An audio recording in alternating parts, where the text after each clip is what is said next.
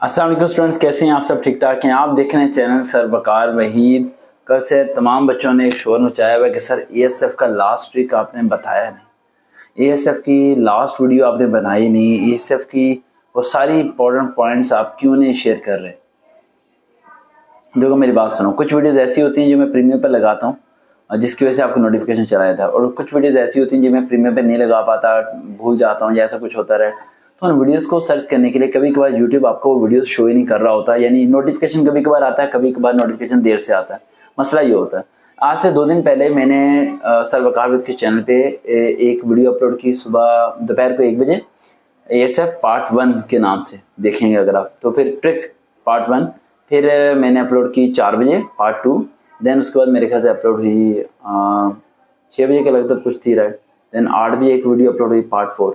ये 4 पार्ट्स मैंने बताए और उसके अंदर मैंने सीनियर एंट्रेंस के कुछ ट्रिक्स बताए, और उसके पॉइंट ऑफ व्यू में मैंने लास्ट वीडियो में बताया कि जिसने वो मेरी ये चारों वीडियो सुनी है उससे वो ट्रिक पता चल जाएगा कि कौन सा ट्रिक को फॉलो करना है जिससे अच्छे मार्क्स आ सकते हैं।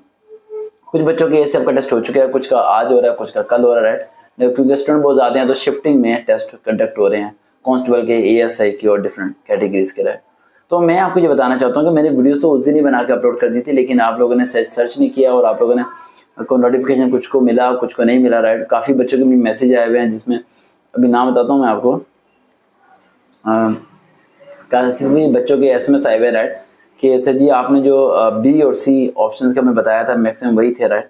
तो बेटा ये बहुत बड़ा हलवा होता है कि आप लोगों को यही बता दिया जाए कि आंसर्स कौन से मैक्सिमम होंगे, और ये पॉइंट जब होता है जब मैं कहता हूँ कि आपको अगर नहीं आता कोई सवाल, ठीक है, देन आपने इस ट्रिक को फॉलो करना है। इसका मतलब ये ज़रा भी नहीं होता कि आप सारे के सारे पेपर में वही बी सी फॉलो करते रहो और फिर तो सारे के सारे ऑटोमेटिक गलत ही होंगे। ये ट्रिक सिर्फ इसलिए होता है कि अगर कोई ना आता हो तो फिर इस पर क्लिक करना है, उसका फिर बेनिफिट हो जाता है।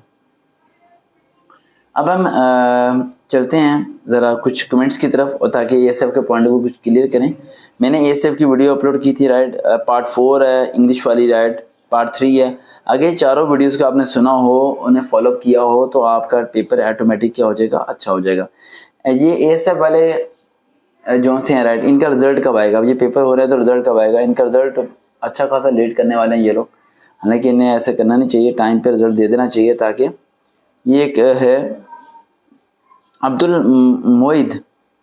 Abdul Majishan Haider, thank you so much बेटा, आपने इतना खूबसूरत एसएमएस किया। और नसीरुद्दीन, ठीक है, दुआएं लिखी हैं आपने। उसके बाद अब्दुल मोहिद हैं, उन्होंने क्या सर आपकी वीडियो देखी सीनम वाले, सर मैंने बहुत सोच के किया, ट्रिक हो सकती कैट एरोप्लेन में लिखा, मुझे समझ नहीं आई। बेटा यही तो बात कह रहा हूँ, मेरी वीडियोस में समझने के लिए थोड़ा ठंडा दिमाग चाहिए, थोड़ा फोकस चाहिए। आप उन 4 वीडियोस को आराम से सुने, फिर समझ आएगी मैं क्लियरली क्यों नहीं बात करता। आप इस बात को समझो, पूरे पाकिस्तान में एक हमारे अदारे के अलावा कौन सा अदारा जो फ्री काम कर रहा है? यहाँ पर कल परसों देखा भी होगा एफआई में कितने बच्चे हमारे रेकमेंड हुए हैं, और माशाल्लाह ऐसे बच्चे कि जिनके आगे पीछे कोई बंदा नहीं है। तो इस बात को ज़हन में रखें।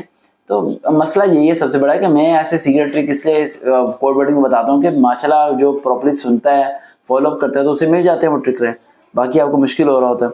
बाकी